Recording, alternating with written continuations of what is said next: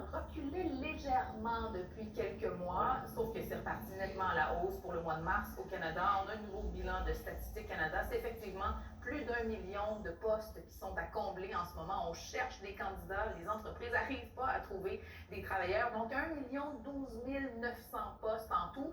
Ça représente tout près de 6% de tous les emplois au Canada qui ne sont pas comblés par des travailleurs en ce moment.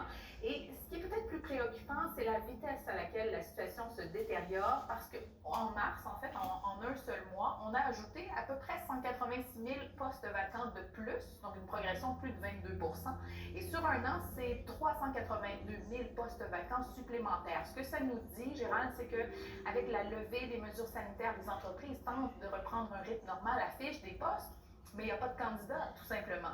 Donc ça, c'est le bilan canadien. C'est plus préoccupant dans certaines provinces. Je vous montre le nombre de postes vacants par province. C'est le plus élevé en Ontario, 370 000 postes à combler, suivi du Québec. Alors, on est à 259 000 en ce moment, mais on a quand même des records pour la Colombie-Britannique, la Nouvelle-Écosse, et c'est relativement élevé pour l'Alberta. En termes de pourcentage, c'est surtout préoccupant au Québec et en Colombie-Britannique où ça tourne autour de 7% le taux de postes vacants en ce moment. Ailleurs, ça tombe plutôt autour de 4,5-5% pour la plupart des provinces. Et d'un secteur à l'autre, bon, il y a de la pénurie de main-d'œuvre partout, vous me direz, mais c'est particulièrement criant, entre autres, dans le secteur je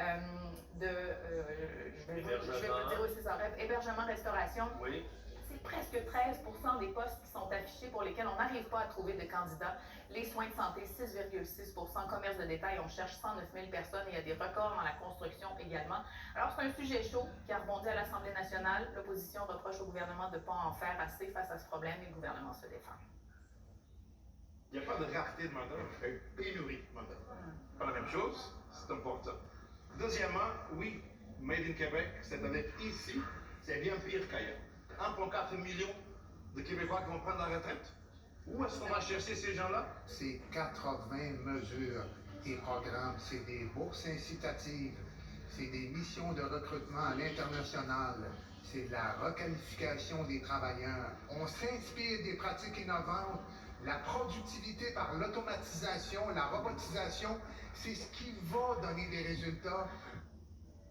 Et donc, cette pénurie de main-d'œuvre entraîne une hausse de la rémunération également. Absolument. Les entreprises offrent de plus gros salaires pour pouvoir attirer et retenir effectivement les candidats potentiels. En mars, la rémunération hebdomadaire moyenne était en hausse de 4,3% dans l'ensemble du Canada. Une nette accélération parce que ça tournait autour de 2% la hausse annuelle dans les derniers mois. Et c'est particulièrement élevé dans certains secteurs, finance et assurance. La hausse de salaire, c'est 12% sur un an. Presque la même chose pour les services publics, 9% pour le commerce de détail, 8% la fabrication. Et là, j'insiste sur le dernier point, les arts et spectacles. C'est un des rares secteurs où la rémunération est en baisse de plus de 4%. Merci beaucoup, Adrienne. À tantôt. Notre question du jour, que faire